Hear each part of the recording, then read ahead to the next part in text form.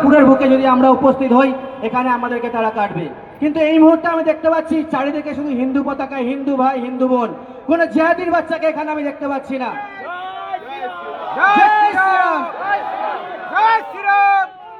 আমার মনে হয় সমস্ত জিহাদির বাচ্চারা কোনো গর্তের মধ্যে, ইঁদুরের গর্তের মধ্যে লুকিয়ে পড়েছে।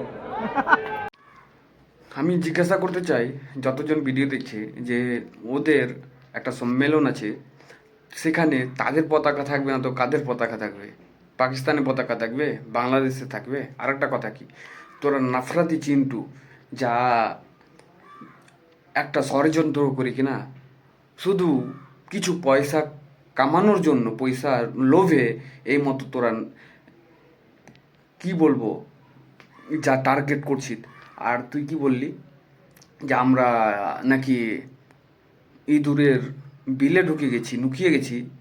দেখ, যখন ভারত দেশ যেই দিন আজাদি হচ্ছিল, সেখানে জিহাদি বলে ফতোয়া দেওয়া হয়েছিল, আর বলেই এই দেশটা আজাদি হয়েছিল। কেন যে আমাদের ওলেমাগণ, কত না হাজারো হাজারো ওলেমাগণ শহীদ হয়েছে এই দেশের জন্য। আর তুই তুই তোদের মতো কুকুররা, তোদের যেই পরপুরুষরা আছে কি না, তারা সেই বিলে ঢুকেছিল, সেই ইঁদুরে বিলে ভয়ে। কেউ ব্রিটিশের তালুয়া চেটে খেয়েছে, কেউ তাদের মলমূত্র চেটে উদ্ধার হয়েছে। আর তুই আমরাকে বলছিস নাকি আমরা বিলে ঢুকে আছি? তুই দেখে নিবি আমার ইন্ডিয়া গেটে যে কত জিহাদির নাম লেখা আছে, আর তোদের নাম কোথায় সেটা আমরাকে দেখিয়ে দিবি। তোরা নাফরাত বাড়তে জানিস, কিন্তু আমরা না। আর একটা মনে রাখবি, আজকে ভাবছিস যে আমাদের শাসন এসছে বলে আমরা যাই তা করব। হ্যাঁ, অবশ্যই করতে পারিস, কিন্তু এটা কথা বলবো যে তোদের মতো কিছু জন আছে যা ধর্মকে কিনা নিয়ে খেলা করে, আর প্রত্যেকটাকে বদনাম হতে হয়।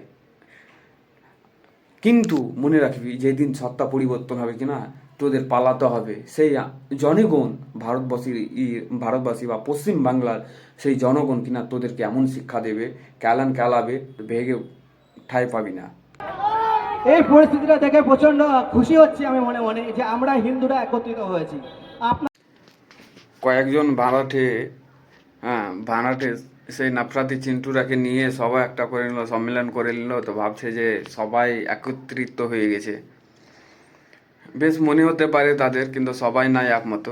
সেই জাহিল তো জাহিলই থাকবে, শুকুরের বাচ্চাই থাকবে, ভালো কখনো হবে না এদের।